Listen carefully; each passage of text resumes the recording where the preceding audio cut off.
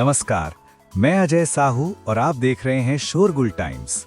कहानी सीक्रेट अमीरजादा के इस एपिसोड में अब तक आहान का अमाउंट 30 करोड़ रुपए पहुंच गया है। अगर आहान ये मैच जीत गया तो हमें उन्हें 50 करोड़ देने पड़ेंगे, सेक्रेटरी ने कहा। ये बात सुनकर चेयरमैन के पैरों तले जमीन खिसक गई। वो दोनों ही इस इंडस्ट्री में बहुत सालों से थे, पर दोनों के दिल की धड़कनें ऊपर नीचे हो रही थीं।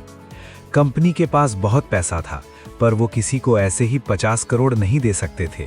ऐसे तो कंपनी लॉस में आ जाएगी और जिस ऐश और आराम के लिए कंपनी खोली थी वो बंद करने पड़ेंगे।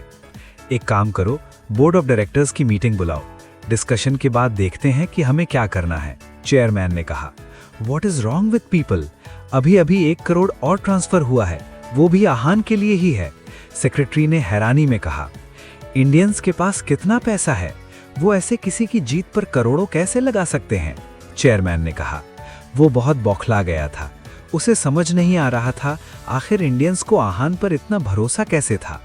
इसके बाद उसने खुद को शांत किया और कहा, क्लोज द पोर्टल। जब तक मीटिंग नहीं हो जाती कोई अमाउंट ट्रांसफर नहीं होना चाहिए। अब जो होगा मीटिंग के बाद ही होगा। ओके सर, सेक्रेटरी ने कहा।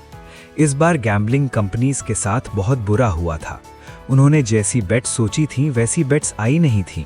आहान से सबको लीस्ट एक्सपेक्टेशंस थीं, पर फिर भी उस पर लगा अमाउंट सबसे ज़्यादा था।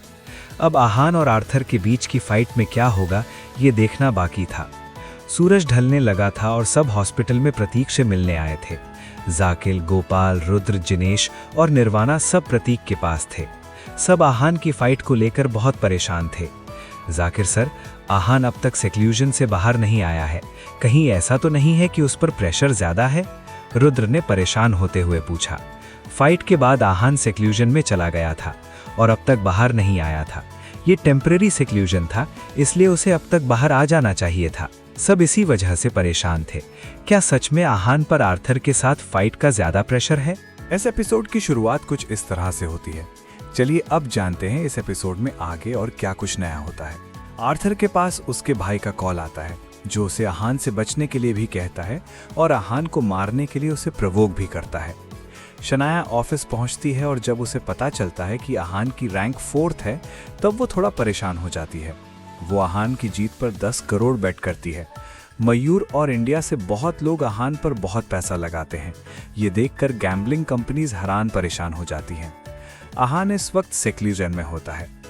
जाकिर सर, आहान अब तक सेक्लूजन से बाहर नहीं आया है, कहीं ऐसा तो नहीं है कि उस पर प्रेशर ज्यादा है? रुद्र ने परेशान होते हुए पूछा। मुझे नहीं लगता। आहान भाई का जैसा कैरेक्टर है, उन्हें किसी बात का प्रेशर नहीं हो सकता। ऐसा हो सकता है कि वो मार्शल आर्ट्स रिसर्च कर रहे हों। निर्वाणा, जो ज्यादा बोलता नहीं था, उसने बहुत कॉन्फिडेंटली कहा। वो जानता था कि आहान पीछे हटने वालों में से और प्रेशर लेने वालों में से नहीं था। निर्वाणा बिल्कुल सही कह रहा है। आहान की पर्सनालिटी ऐसी है ही नहीं कि वो प्रेशर ले। उसका प्रेशर रेजिस्टेंस भी बहुत हाई है। उसने अपनी लाइफ में बहुत तरह के प्रेशर्स अकेले हैंडल किए हैं। उसके एक्सपीरियंस के हिसाब से वो कल का मैच भी अच्छे से हैंडल कर लेगा। जाकिर भी निर्वाणा की बात से सहमत था। फिर वो अब तक सेक्लूजन से बाहर क्यों नहीं आया है? जिनेश ने पूछा। जिनेश के सवाल से सब सोच में पड़ गए थे, पर जाकिर को इस सवाल का जवाब पता था, इसलिए उन्होंने कहा, सेक्लूजन में जाने से पहले आहान ने कहा था कि वो नई टेक्निक रिसर्च करना चाहता है। शायद उसे कोई लीड मिल गई हो। जाकिर के जवाब से कोई भी सेटिस्फाइड नहीं था। उन्हें पता था कि जाकिर उन्हें दिलासा दे रहे हैं। शायद आहान की सिचुएशन ज़्यादा ऑप्टिमिस्टिक नहीं थी। मार्शल आर्ट्स की टेक्निक क्रिएट करना आसान नहीं है। एंशिएंट टाइम्स में भी मास्टर्स को बहुत मेहनत लगती थी, तब वो कोई टेक्निक क्रिएट कर पाते थे। आहान ने इतनी कम टाइम में ऑलरेडी 2 टेक्निक्स क्रिएट कर ली हैं, इसलिए मुझे नहीं लगता कि इस वक्त वो एक और टेक्निक क्रिएट कर सकता है।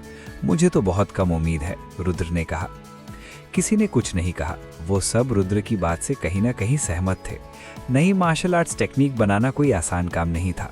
मार्शल आर्ट्स को अच्छे से स्टडी करना पड़ता था और अटैकिंग और डिफेंडिंग टेक्निक्स को अच्छे से समझना पड़ता था। आहान ने ऑलरेडी 2 टेक्निक्स बनाने की कोशिश की थी। वो दोनों टेक्निक्स अल्टीमेट किलिंग मूव्स नहीं थे, पर फिर भी बहुत पावरफुल थे। इन टेक्निक्स की वजह से ही आहान ने दिव्यांश को मारा था, पर उसने अब तक इन टेक्निक्स को इस कंपटीशन में यूज नहीं किया था। सबको शांत देखकर प्रतीक का भी अपने मन की बात बोलने का मन हुआ। उसने कहा, आहान की ये 2 टेक्निक्स भी कंप्लीट नहीं है। वो इतने कम टाइम में नया मूव नहीं बना सकता।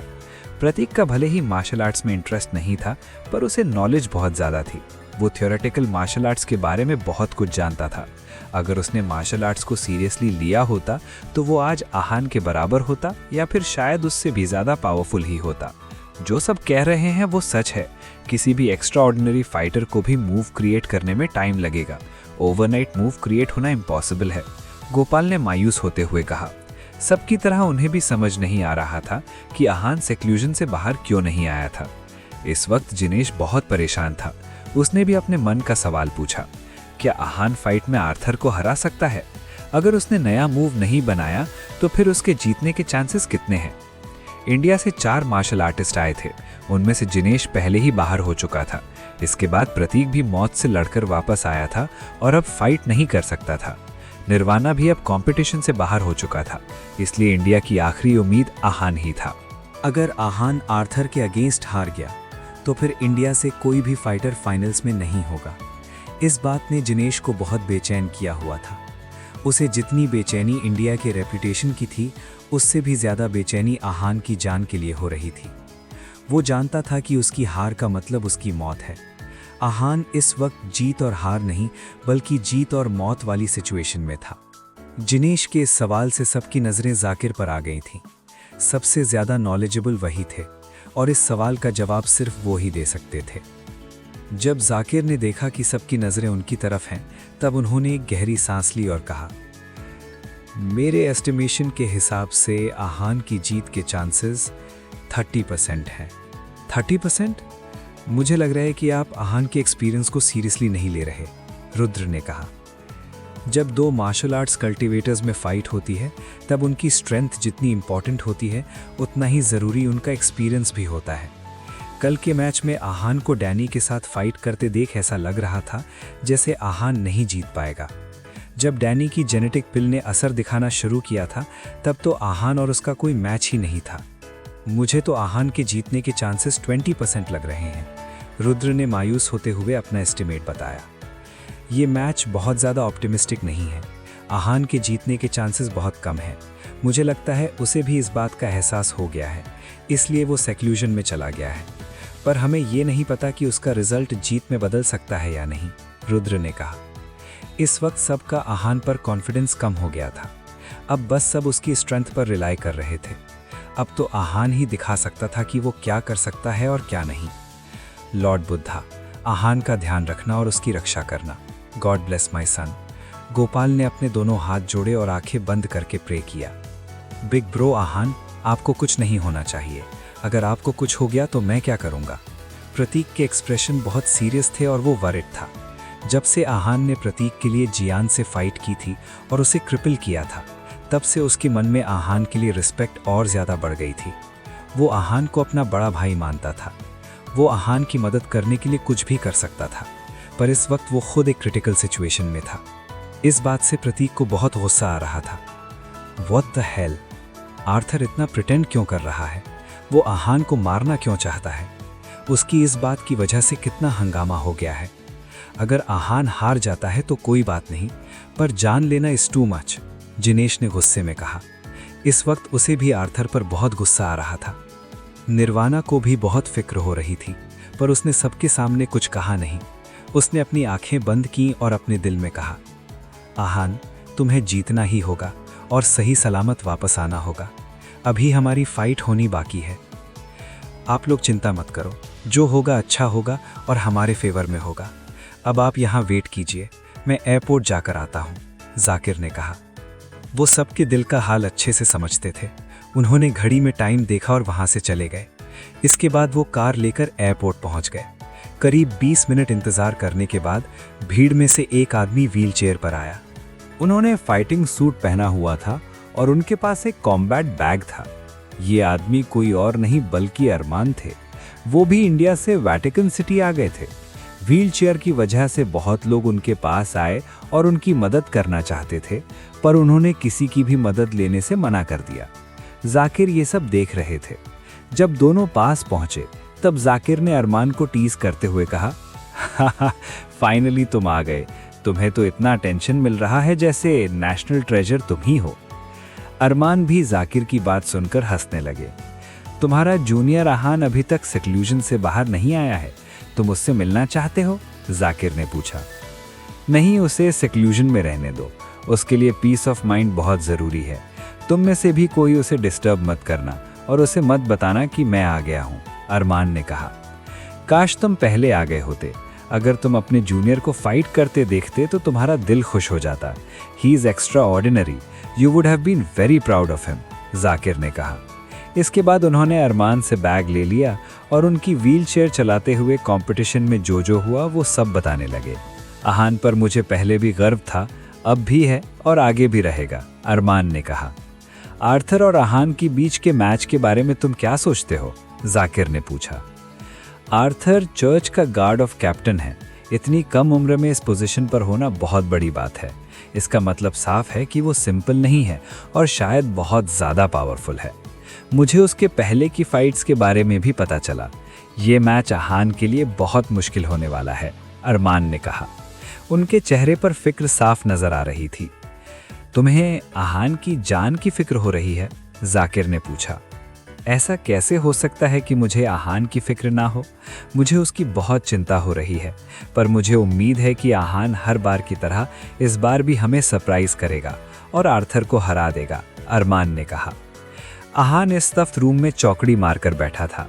उसकी आंखें बंद थी और वो आर्थर के पिछले मैचों के बारे में सोच रहा था। वो पूरी तरह से मार्शल आर्ट्स की स्टडी में इमर्स था। इस वक्त बाहर की दुनिया में क्या हो रहा था इस बात का उसे बिल्कुल अंदाज़ा नहीं था। वो बस आर्थर के मैचेस को रिकॉल कर रहा था। इतना वक्त सेक्लूजन में रहने के बाद आहान को प्रॉब्लम समझ आ गई थी। उसकी जीत में जो सबसे बड़ी अड़चन बनने वाली थी वो थी आर्थर की वॉर स्लैश।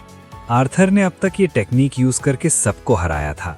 आहान को अगर इस मूव का काउंटर अटैक मिल जाए तो उसके लिए जीतने का रास्ता आसान हो सकता था।